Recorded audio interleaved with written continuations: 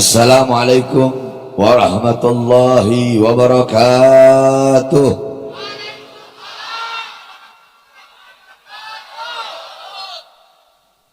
Alhamdulillah wassalatu wassalam ala Rasulillah Muhammad ibn Abdullah wa ala alihi wa sahbihi wa man walah. Wa ba'd. Yang saya cinta, yang saya muliakan, para alim ulama, para habaib, para kiai, para asatid, para tokoh masyarakat, segenap aparat pemerintah, wabil khusus segenap panitia peringatan Isra Mi'raj baginda Nabi besar Muhammad. Yang saya cintai, yang saya muliakan, bapak-bapak polisi yang tadi telah mengawal saya, alhamdulillah, dan yang telah mengamankan ini acara agar tetap menjadi acara yang aman. Yang saya cintai, yang saya muliakan, segenap laskar Front Persaudaraan Islam. Yang saya cintai, yang saya muliakan, saudara-saudara saya dari Pemuda Pancasila beserta seluruh ormas-ormas yang lain, beserta seluruh hadirin hadirat, bapak-bapak, ibu-ibu, khususnya para pemuda-pemudi umat baginda Nabi besar Muhammad yang selalu dimuliakan oleh Allah. Saudara-saudara, saya tidak akan panjang lebar karena saya baru keluar dari rumah sakit. Walaupun sedikit, karena udah mau maghrib juga, sedikit nasihat ini tetapi insya Allah bermanfaat. Saudara-saudara, di bulan Rajab pada sore hari ini kita mengenang satu peristiwa yang mulia, satu kejadian yang agung, satu peristiwa yang luar biasa, satu kejadian yang luhur, perjumpaan seorang hamba dengan Tuhannya, perjumpaan seorang kekasih dengan kekasih, perjumpaan seorang pecinta dengan yang dicinta, perjumpaan seorang perindu dengan yang dirindu, yaitu perjumpaan Allah dengan baginda Nabi besar Muhammad yang kita kenal dengan peristiwa Isra Mi'raj. Saudara-saudara, para ulama-ulama salaf, banyak daripada beliau-beliau yang mengarang kitab yang menjelaskan tentang Isra Mi'raj. Ada kitab As-Siraj Al-Wahhaj fi Haqaiqil Mi'raj karangan Al-Imam Abul Ishaq Muhammad ibn Ibrahim An-Nu'mani Asy-Syafi'i. Kemudian ada kitab Al-Mi'raj karangan Al-Imam Abdul Karim Al-Qushairi. Kemudian ada kitab Ar-Risalah fil Mi'raj karangan Al-Imam Abul Hasan Ali bin Muhammad Al-Lakhmi. Kemudian ada kitab Ayatul Kubra fi Syarah Qissatil Isra karangan Al-Imam As-Suyuti. Kemudian ada kitab Al-Ayah Az-Zahimah Al-Bahirah fil Mi'raj Sayyidu Ahli Dunya wal Akhirah, karangan Al-Imam Al-Hafidh Samsuddin Muhammad ibn Yusuf Asy-Syami Ad-Dimashqi. Satu lagi kitab beliau Ayatul Bayyinat fil Mi'raj Sayyidu Ahli Al-Ardi was Samawat. Kemudian ada lagi kitab Qissatul Mi'raj karangan Imam As-Said Utsman Syata ibn Muhammad Syata. Kemudian ada kitab Afdalul Manhaj fi Isbat Isra wal Mi'raj karangan Al-Imam Al-Hafidh Muhammad Syekh Abdullah Mustafa Al-Maraghi. Kemudian ada lagi kitab Daw'us Siraj fi Fadli Rajab wa Qissah Al-Mi'raj karangan Al-Imam As-Said Muhammad Amin Al-Kurdi. Kemudian ada kitab Minhajus Syami Mukhtasar Mi'rajus Syami karangan Al-Imam Asy-Syaikh Yusuf bin Ismail An-Nabhani. Kemudian ada lagi kitab An-Nurul Wahhaj karangan daripada Al-Imam Ali Zainal Abidin bin Muhammad Al-Hadi Al-Barzanzi, disyarahkan oleh cucunya, diberi nama kitab Tajul Ibtihaj ala Nuril Wahhaj karangan Imam Ja'far bin Ismail Al-Barzanzi. Kemudian ada kitab Qissatul Mi'raj karangan Imam Najmuddin Al-Ghaiti. Kemudian kitab Khasyiyah Ad-Dardir yang dikarang oleh Imam Abdul Barkat Ahmad Ad-Dardir. Nah, biasanya daerah Jawa Barat, daerah Banten, kalau bulan Rajab itu pondok-pondok pesantren salaf, kiai-kiai salaf, santri-santri salaf pasti menghatamkan kitab Hasyiyah Ad-Dardir. Benar atau tidak? Di sini pernah nggak ada kalau bulan Rajab baca kitab Dardir? Ada nggak? Ada kan? Nah, itu kitab yang menjelaskan tentang Isra Mi'raj. Kemudian ada lagi kitab Al-Mi'raj An-Nabawiyah karangan Al-Imam Syekh Hasan Asy-Syati. Kemudian ada lagi kitab Nailul Muna wal Ghaya As-Sa'ul fil Mi'raj Sayyidina Al-Mukhtar Ar-Rasul karangan Imam Muhammad bin Ja'far Al-Kattani. Kemudian ada lagi kitab Hulal Ad-Dibaj Al-Matruzah karangan Imam Muhammad bin Muhammad Al-Hadi Al-Kattani. Kemudian kitab Yawaqit Taj Al-Wahhaj fil Isra wal Mi'raj karangan Syekh Nafi Al-Jauhari. Kemudian kitab Al-Anwar Al-Bahiyah fil Mi'raj Khairil Bariyah karangan Al-Imam guru kami Abuya As-Sayyid Al-Habib Muhammad bin Alwi Al-Maliki Al-Hasani. Dan masih banyak lagi kitab-kitab salaf yang menjelaskan tentang Isra Mi'raj. Engkau pelajari kitab-kitab yang saya sebutkan tadi, maka engkau akan mendapatkan pemahaman yang jelas, pemahaman yang rinci tentang kejadian dan peristiwa Isra Mi'raj. Nah, saudara-saudara, saya jelaskan sedikit tentang Isra Mi'raj. Anggap aja kita lagi ngaji, bukan lagi ceramah. Ini lagi ngaji. Cuma saya nggak bawa kitab. Ya, semua ikutkan, semua jamaah yang hadir yang keras ikuti saya. Bismillahirrahmanirrahim. Subhanalladzi asra bi abdihi lailan minal masjidil haram ilal masjidil aqsa bada Allah bisubhan. Allah memulai ayat tersebut dengan kalimat subhana. Kenapa kok Allah pakai subhana? Menurut Imam Baghawi, Al-Imam Ibnu Jarir At-Tabari, Al-Imam As-Suyuti, Al-Imam Fakhruddin Ar-Razi, Al-Imam Jalaluddin Al-Mahalli, beliau-beliau mengatakan setiap ayat Quran kalau ada kata kalimat subhana berarti itu menunjukkan sesuatu peristiwa, kejadian, perintah, hal, perkara yang luar biasa, yang penting, yang mulia, yang agung. Nah, ini ayat tentang Isra Mi'raj. Allah mulai dengan subhana, berarti Isra Mi'raj bukan kejadian biasa. Kenapa? Karena Allah awali dengan kalimat subhana. Saudara-saudara, apa pengertian subhana? Apa maknanya subhana? Semua ikuti saya. Bismillahirrahmanirrahim. Subhana bimakna tanzih, ay al-murad tanzihullah min kulli su. Subhana bimakna baro'ah, ay al-murad baro'ah lillah min kulli naksin. Subhana itu maknanya, pengertiannya adalah melepaskan Allah dari segala kekurangan, mensucikan Allah dari segala keburukan. Kenapa? Karena Isra Mi'raj kejadian yang gak masuk akal. Bagaimana mungkin perjalanan yang harusnya dilalui selama berbulan-bulan, perjalanan itu dilalui hanya sebagian daripada waktu malam? Masuk akal tidak? Masuk akal tidak? Nah, karena kejadian ini tidak masuk akal, makanya Allah mulai dengan subhana untuk menanamkan dalam hati kalian keyakinan, keimanan, kepercayaan bahwasanya tidak ada yang mustahil bagi Allah. Kalau Allah nggak sanggup, kalau Allah nggak mampu memperjalankan Nabi Muhammad, maka berarti Allah punya kekurangan. Sedangkan maha suci Allah dari segala kekurangan. Faham? Subhana, faham? Terus lanjut.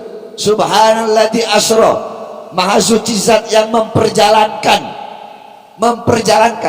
Kalau ada yang mempermainkan, berarti ada yang dipermain. Kalau ada yang memakan, berarti ada yang Jadi kalau ada fa'il, ada maf'ul bih, kan begitu. Nah, di sini asra, memperjalankan. Jawab yang keras. Yang memperjalankan siapa? Siapa? Siapa? Terus yang diperjalankan siapa? Siapa? Siapa? Berarti maknanya apa? Maknanya Isra Mi'raj bukan kemauan Nabi Muhammad, bukan keinginan Nabi Muhammad, karena Allah yang memperjalankan, bukan Nabi Muhammad yang jalan sendiri. Paham? Terus kenapa kok Allah memperjalankan Nabi Muhammad? Kenapa Allah ingin berjumpa dengan Nabi Muhammad? Dua alasan. Pertama, Allah rindu ingin berjumpa dan bertemu dengan baginda Nabi besar Muhammad. Yang kedua, pada tahun tersebut adalah Amul Hazn, tahun kesedihan bagi Nabi. Kenapa? Paman yang beliau cintai, Abu Thalib, paman yang mengurus beliau, kafiluhu, yang mencintai beliau, yang menjaga beliau, yang mencintai beliau melebihi kecintaan kepada anak-anaknya, Abu Thalib wafat di tahun tersebut. Sayyidatuna Khadijah, istri yang beliau cintai, istri yang setia, istri yang mengorbankan nyawa, jiwa, harta, semua hartanya habis untuk perjuangan Islam. Seorang istri yang sampai-sampai berkata sebelum wafat, wahai suamiku, kalau nanti aku mati, engkau butuh uang, engkau butuh dana, engkau butuh dinar, butuh dirham untuk perjuangan Islam, sedangkan kau tak punya uang, maka gali kuburku, ambil tulang-tulangku, engkau jual untuk perjuangan Islam. Sayyidatuna Khadijah dan Abu Thalib wafat di tahun yang sama, sehingga tahun itu dinamakan tahun Nah, Allah ingin menghibur Nabi Muhammad SAW, makanya Allah hibur dengan perjalanan Isra wal Mi'raj. Paham? Berarti Asra memperjalankan, berarti Allah yang memperjalankan Nabi Muhammad, bukan kemauan Nabi untuk berjalan sendiri. Paham ya? Subhanalladzi asra bi abdihi, abd, maha suci zat yang memperjalankan hambanya. Al-abd, hamba di sini adalah hamba yang utuh, dengan jasad, bil jasad waruh, dengan jasad dan juga ruh. Sebab kalau Nabi Muhammad Isra Mi'raj cuma ruhnya saja, maka ayatnya begini bunyinya, Subhanalladzi asra bi ruhihi. Kalau Nabi Muhammad Isra Mi'raj jasad tanpa ruh, ayatnya bunyinya Subhanalladzi asra bi mayyitihi. Tapi karena di situ pakai abad, al-abad bermakna hamba yang utuh.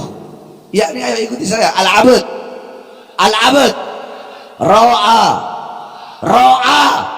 bi alatil ain, sami'a bi alatil udhun, takallama bi alatil lisan, masaka bi alatil yadain, masya bi alatil rijlain, syaqa bi'alatil qalb.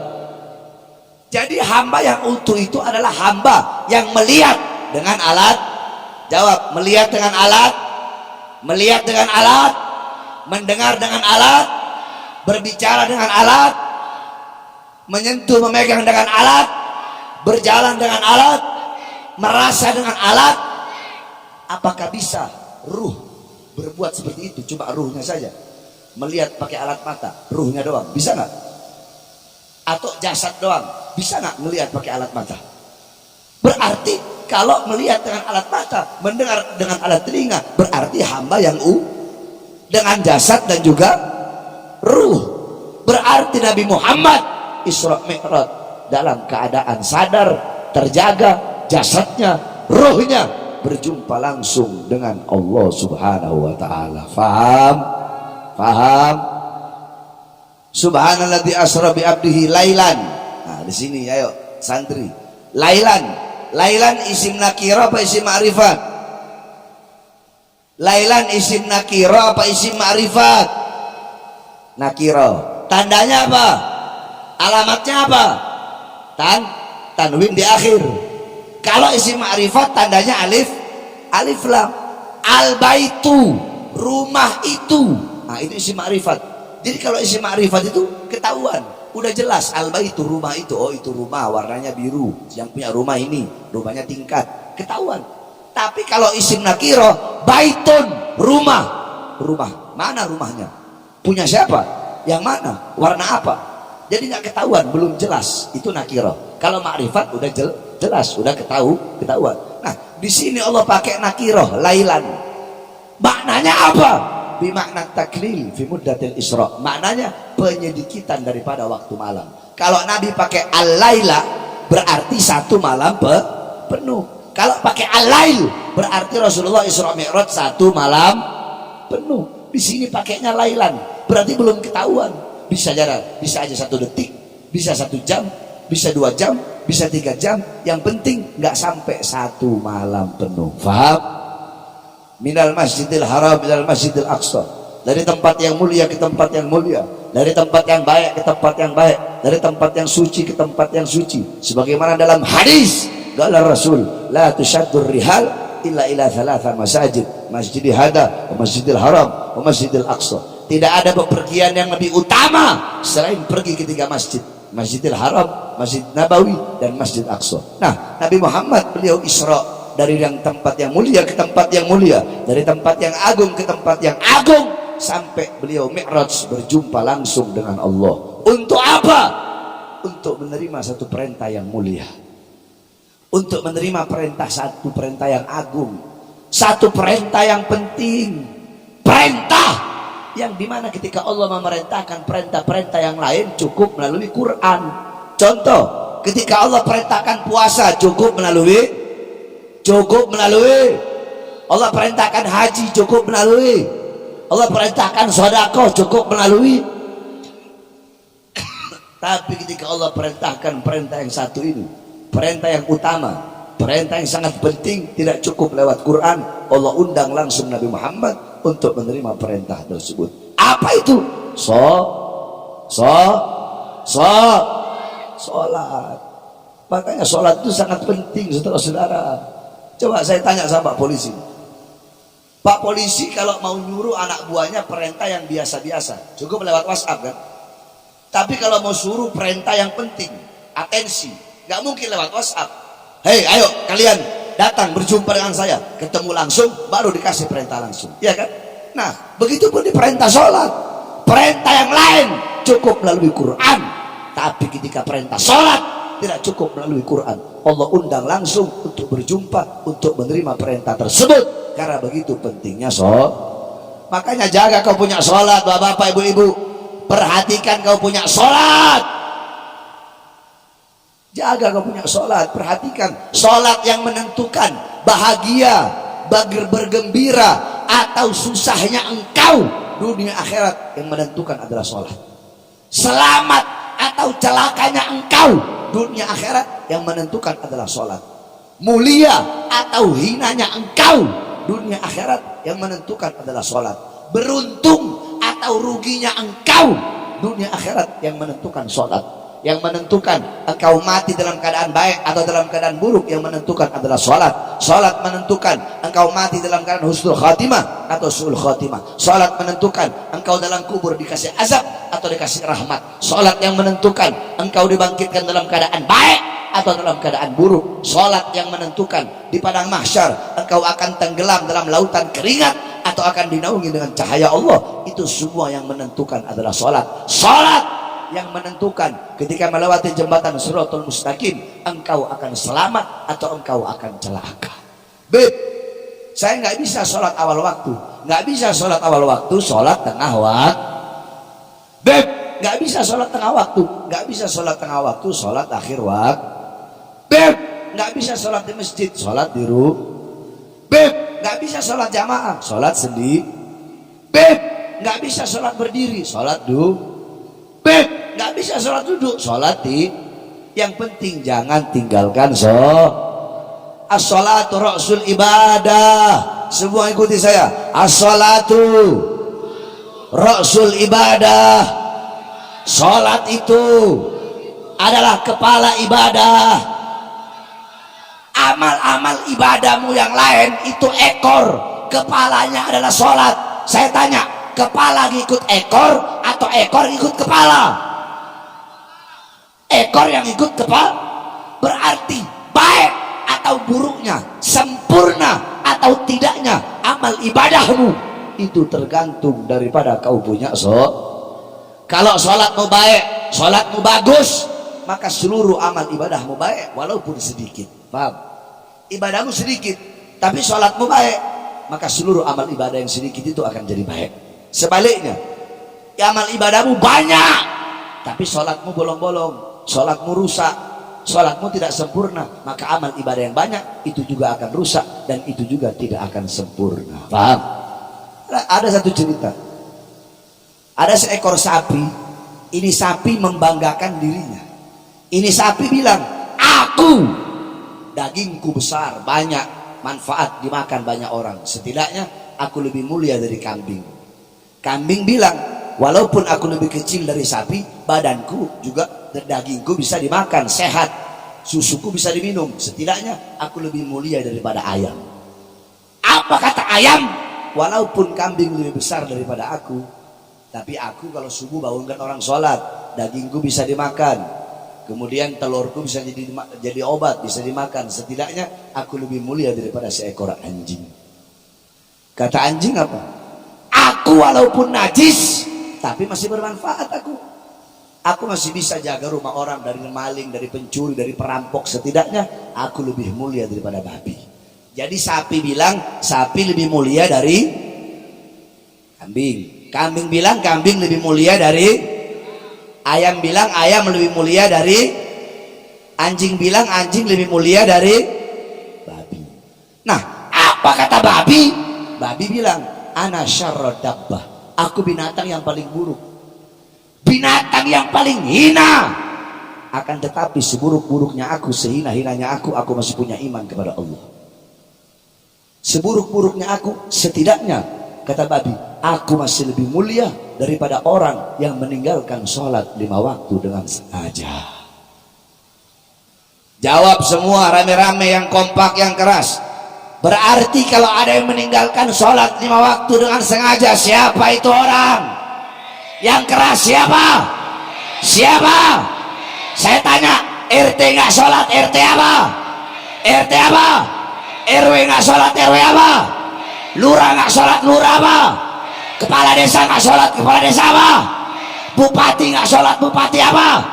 Camat nggak sholat, camat apa? Wali kota nggak sholat, wali kota apa? Gubernur nggak sholat, gubernur apa? Menteri nggak sholat, menteri apa? Presiden nggak sholat, presiden apa? Ustadz nggak sholat, ustadz apa? Polisi nggak sholat, polisi apa? Tentara nggak sholat, tentara apa? Kiai nggak sholat, kiai apa? Habib nggak sholat, habib apa? Pak Haji nggak sholat, Pak Haji apa? Santri nggak sholat, santri apa? Orang tua nggak sholat, orang tua apa? Anak nggak sholat, anak apa?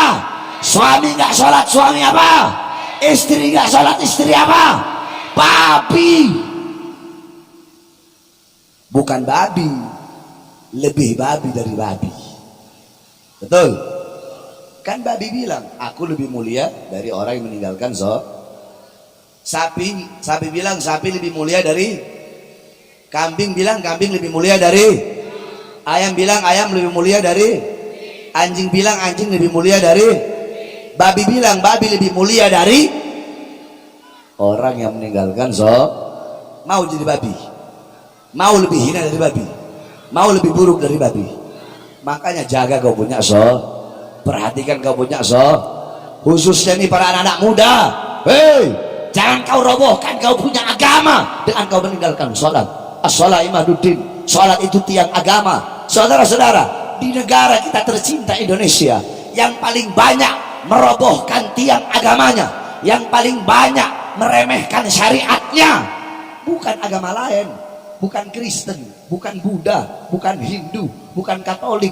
Yang paling banyak merobohkan tiang Islam, tetapi umat Islam sendiri yang paling banyak merobohkan syariat Islam dan agama Islam itu sendiri.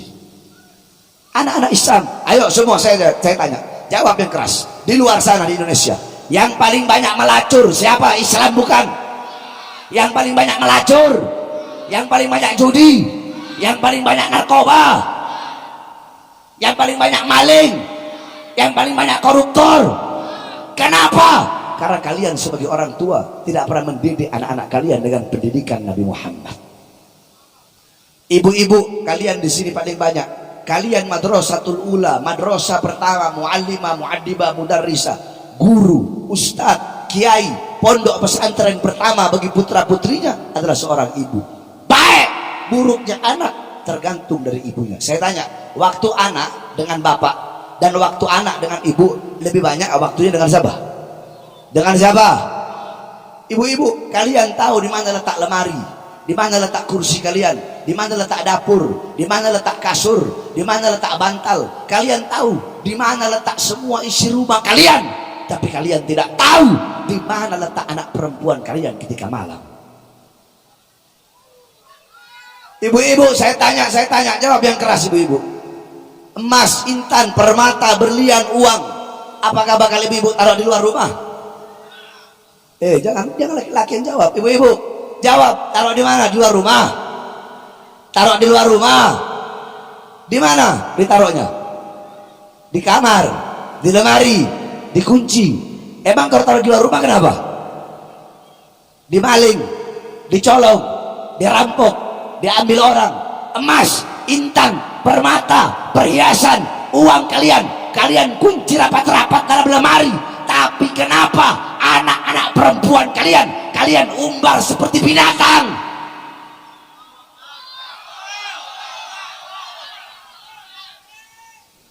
Tenang ibu-ibu, sekarang giliran bapak-bapaknya. Kalian bapak-bapak pagi, siang, sore, malam cari uang, cari nafkah untuk ngasih makan siapa? Untuk ngasih makan siapa? Anak saya tanya, curut, tahu curut? Curut dia nyari makan nggak buat anak istrinya? Nyari makan nggak? Lebih mana dulu bangunnya? Kalian atau curut yang lebih dulu bangun cari makan buat anak? Hah? Curut.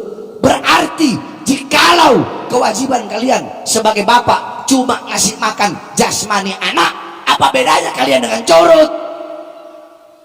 Apa bedanya kalian dengan binatang? Betul? Binatang juga ngasih makan jasmani anak-anaknya. Ada yang lebih penting, ada yang lebih kalian utamakan, ada yang lebih kalian dahulukan. Apa? Memberi makan jiwa dan hati anak-anak kalian. Apa makanan jiwa? Apa makanan hati? Ilmu. Hati 3 hari gak kena ilmu, hati menjadi mati. Maka tanyakan kepada diri kalian sebagai orang tua, telah berapa lama kalian menjadi sebab hati anak-anak kalian mati? Oleh karenanya saya wasiat yang terakhir kepada para pemuda-pemudi Islam, jaga kau punya sholat, ramaikan masjid-masjidmu untuk tegaknya tiang Islam, untuk tegaknya pondasi Islam. Wahai para pemuda-pemudi Islam, jadilah pemuda-pemudi Nabi Muhammad.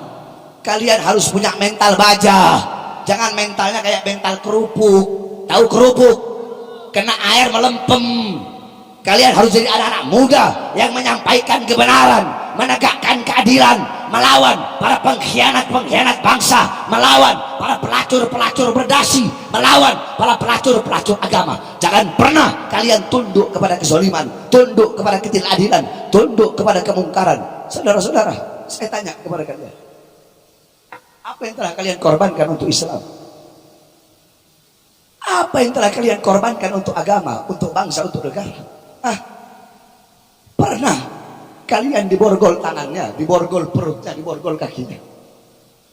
Pernah kalian percobaan pembunuhan lagi di jalan di tol, terus tiba-tiba mobil kalian ditembak? Pernah kalian waktu di penjara dicoba untuk diracun? Terus apa yang telah kalian perjuangkan untuk Islam? Apa yang telah kalian perjuangkan untuk agama? Saudara-saudara, coba kalian lihat bagaimana perjuangan kami, perjuangan Habib Rizik, perjuangan para ustadz, para kiai dan para ulama. Habib Rizik, beliau di masa tua organisasinya dibubarkan, 6 laskarnya, 6 muridnya, 6 pengawalnya wafat, saudara-saudara, dibantai, ditembak, dibunuh. Putri-putri beliau pergi hijrah ke Mekah, hijrah asing, terasing dari tanah airnya sendiri. Di masa tua beliau masuk dalam penjara. Saya 9 kali masuk penjara.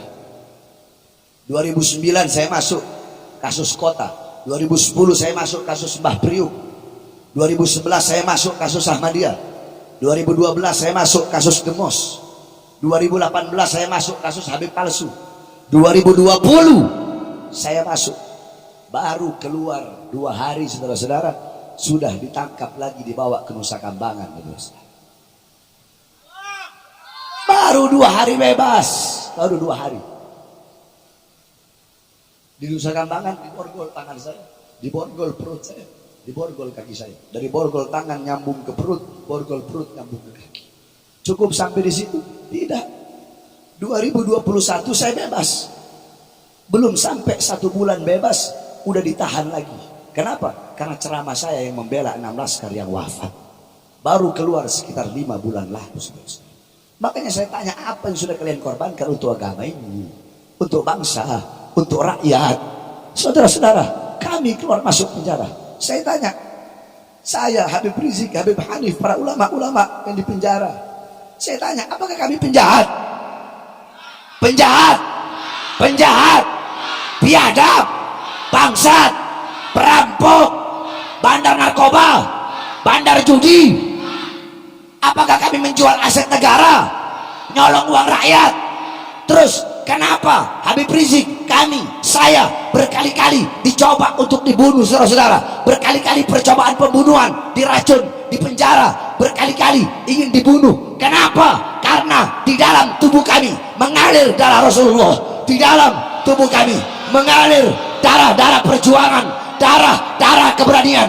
Karena kami tidak bisa dibeli oleh siapapun, kami tidak bisa dibeli, kami tidak bisa dibayar, karena kami yang akan berada di barisan paling depan selama tanah Indonesia tidak pernah kosong dari kami, para anak cucu Rasulullah yang berjuang. Maka selama itu kami akan berada di barisan paling depan, rela hancur, rela binasa demi bangsa dan rakyat Indonesia.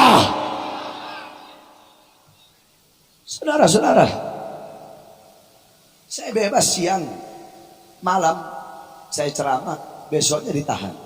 Katanya ceramah saya provokasi, ceramah saya meresahkan. Pertanyaannya, apa isi ceramah saya? Saya kasih tahu kepada kalian, ini masyarakat awam. Saya ceramah waktu itu awal-awal corona. Saya bilang gini, hei presiden, hei pejabat, hei pemerintah, kenapa rakyat dan masyarakat kalian kurung dalam rumah, sedangkan tidak kalian berikan kebutuhan-kebutuhan pokoknya? Itu dibilang meresahkan. Yang goblok saya atau mereka? Saya tanya, itu meresahkan tidak? Meresahkan tidak? Itu provokasi apa membela? Provokasi apa membela? Masyarakat awam aja tahu mana benar mana salah. Itu yang pertama. Yang kedua, saya bilang, wahai pejabat, wahai pemerintah, mal-mal milik asing, perusahaan-perusahaan asing di masa pandemi corona tetap buka, tapi warung-warung kecil, toko-toko kecil milik rakyat, milik pribumi, kenapa kalian paksa untuk tutup? Itu dibilang meresahkan, itu dibilang provokasi. Saya tanya, itu meresahkan apa membela? Meresahkan apa membela? Provokasi bukan? Provokasi bukan? Provokasi atau pembelaan? Provokasi apa pembelaan?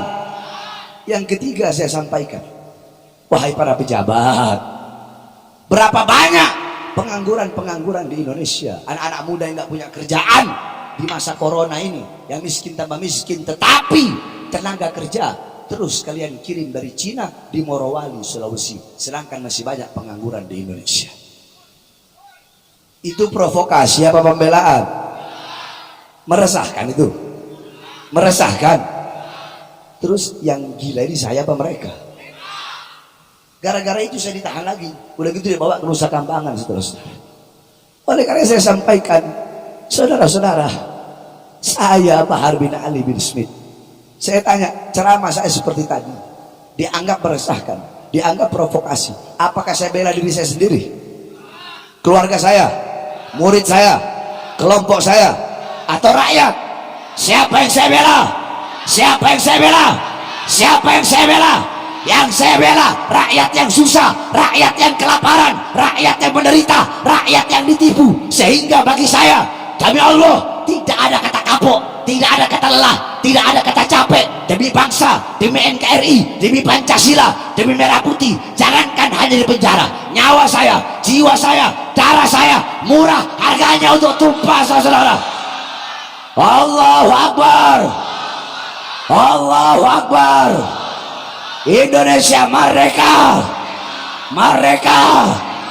Saya bilang NKRI, jawab harga mati. NKRI, NKRI, NKRI.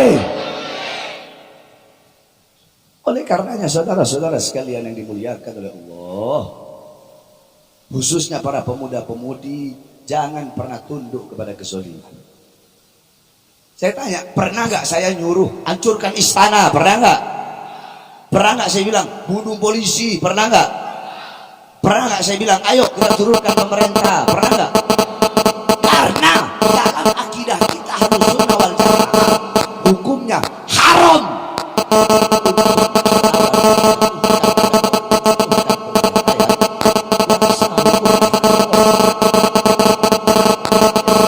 Kezalimannya betul, ketidakadilannya betul, kebijakan-kebijakan yang menyengsarakan rakyat, itu yang kita lawan, itu yang kita perjuangkan, sehingga kita berkali-kali masuk penjara, saudara-saudara. Saya tanya ibu-ibu, sekarang sembako naik tidak? BBM naik enggak? Minyak goreng naik enggak? Kebutuhan pokok naik enggak? Enak, enak. Itu yang kita perjuangkan.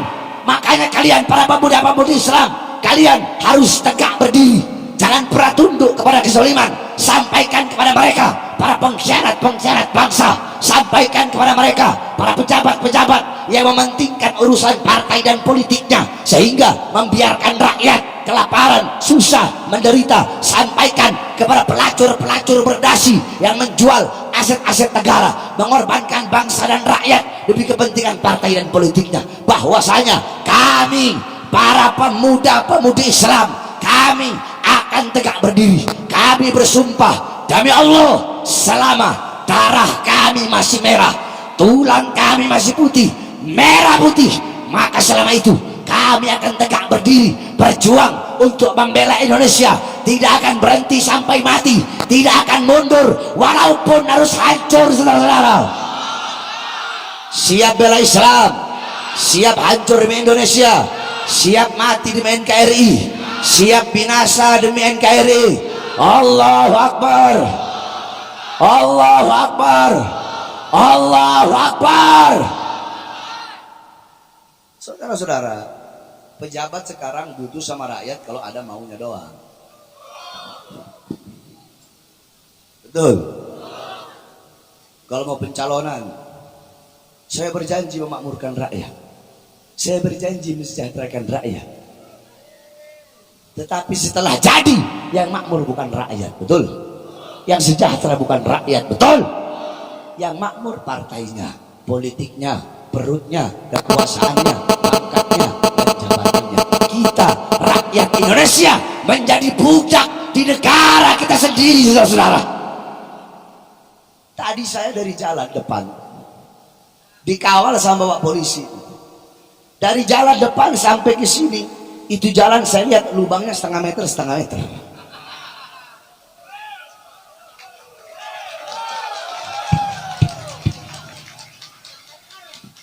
ingin saya sampaikan pada sore hari ini, mulai dari RT-nya di sini, RW-nya, lurahnya, camatnya, bupatinya. Woi, kalian itu dipilih oleh rakyat, dipilih oleh masyarakat.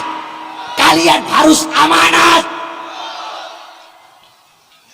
Semua masyarakat jawab, mereka wajib nggak bangun itu jalan? Wajib nggak? Wajib nggak? Kalau mereka yang bagian jalan itu dari RT RW lurah camat bupati, kalau mereka nggak bangun jalan rusak di depan yang tiap hari dilewati warga, tiap hari dilewati masyarakat, lawan apa biarkan? Lawan apa biarkan? Lawan apa biarkan? Hei, sampaikan pesan saya ini kepada RT-nya, RW-nya, lurahnya, camatnya, bupatinya. Woi, bangun itu jalan di depan. Kalian dipilih oleh rakyat, dipilih oleh masyarakat. Jangan sampai kalian meresahkan, jangan sampai kalian membuat rakyat susah karena jalan yang seperti itu.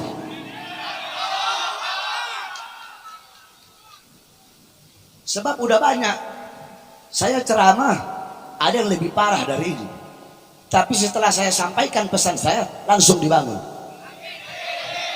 Insya Allah besok langsung dibangun. Sayyidina Umar ibn Khattab ketika jadi pemimpin, apa kata beliau? Celakalah Umar apabila ada seekor keledai jatuh karena satu buah batu. Itu ada berapa ribu batu di situ? Betul. Jadi pejabat pemerintah wajib nggak bangun tuh jalan? Wajib nggak? Wajib nggak? Kalau mereka nggak bangun, lawan apa biarkan? Lawan apa biarkan? Lawan apa biarkan? Allahu Akbar, Allahu Akbar, Allahu Akbar. Kalian para pejabat jangan bangga sama pangkat, oi. Jangan bangga dengan jabatan. Mau kalian jenderal kek, panglima kek, mau kapolri kek, mau panglima kek, mau menteri kek, mau presiden kek, tidak ada pangkat di akhirat, betul? Tidak ada jabatan di akhirat, betul? Tidak ada bintang, nggak ada pangkat, nggak ada jabatan, nggak ada tahta, nggak ada kekuasaan, nggak ada raja. Yang raja pada hari itu, yang punya pangkat, yang punya jabatan pada hari itu hanya satu. Siapa? Allah. Kalian itu dari rakyat. Saya tanya, gaji mereka dari siapa? Rumah dinas mereka dari siapa?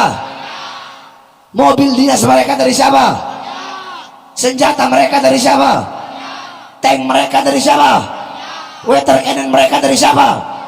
Dari kami rakyat, keringat rakyat, darah rakyat, pajak rakyat, air mata rakyat. Kami rakyat Indonesia adalah ibu kandung kalian. Makanya kalian jangan macam-macam dengan kami, jangan coba-coba macam-macam, jangan tipu kami, jangan bohongi kami, jangan kurang ajar dengan kami. Kenapa? Karena di atas pejabat, di atas pemerintah ada satu golongan. Siapa itu? Kami, bangsa dan rakyat Indonesia.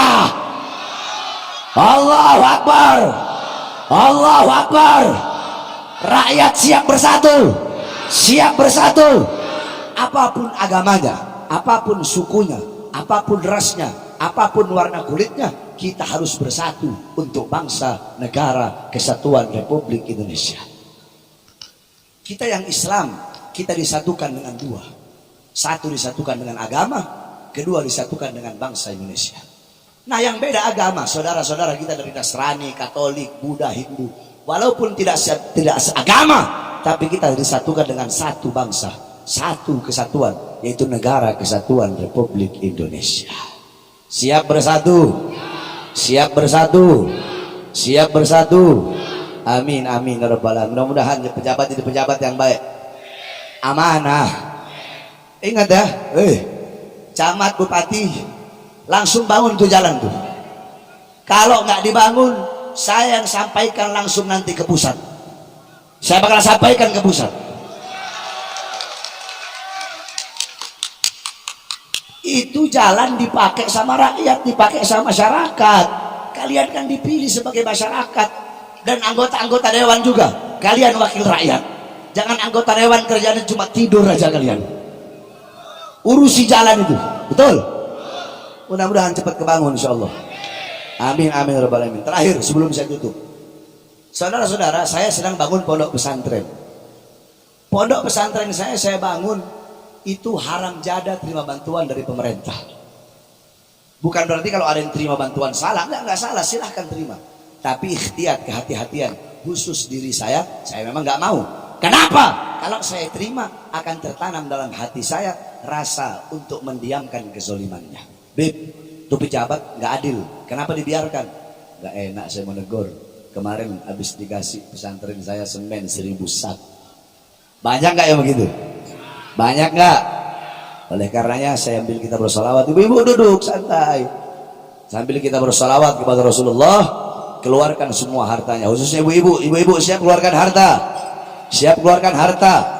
Tidak ada harta yang bisa menyelamatkanmu dalam kubur kecuali harta yang dikeluarkan di jalan Allah Subhanahu wa taala. Ya.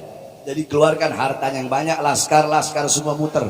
Pakai 5 sorban, pinjam 5 sorban, muter semua. Sambil kita bersolawat kepada Rasulullah. Duduk, ya. Ayo kita bersolawat semuanya. Prajurit.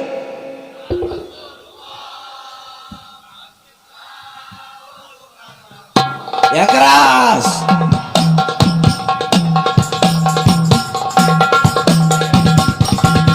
Duduk, duduk. Duduk.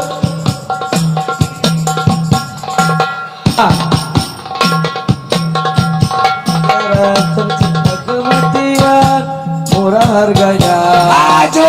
Maju, ayo maju, ayo terus maju. Habisi pengkhianat bangsa. Duduk. Demi Allah. Duduk. Herapi untuk agama. Wahai prajurit membela Rasulullah, berjuanglah tanpa lelah. Walau harus berangkat dengan mata, takkan mundur. Walau satu langkah, takkan mundur. Walau satu langkah. Salatullah, salamullah ala Taha. Salatullah, salamullah ala Yasin Habibillah. Awasalna Bismillah wa bil hadi Rasulillah wa kulli mujahidin lillah bi ahlil badri ya Allah. Prajurit pembela Rasulullah, bangkitlah untuk agama, bangkitlah untuk negara. Satukan hati, satukan jiwa. Musuh di depan mata, lawan dia sampai berdarah. Untuk agama dan negara, tercinta kematian murah harganya. Maju, ayo terus maju. Habisi pengkhianat bangsa. Kami berjanji demi Allah, habis demi agama. Wahai prajurit pembela Rasulullah, berjuanglah tanpa lelah. Walau harus berangkat dengan mata, takkan mundur. Walau satu langkah, takkan mundur. Walau satu langkah. Salatullah, salamullah ala Taha Rasulillah. Salatullah, salamullah ala Yasin Habibillah. Salatullah, salamullah ala Taha Rasulillah. Salatullah, salamullah ala Yasin Habibillah. Ilahi salimil ummah min al-afati wa nikmah wa min hammi wa min gummah bi alil badri ya Allah. Maju. Maju, ayo terus maju. Habisi pengkhianat bangsa. Kami berjanji demi Allah, rela bernasab untuk agama. Wahai prajurit pembela Rasulullah, berjuang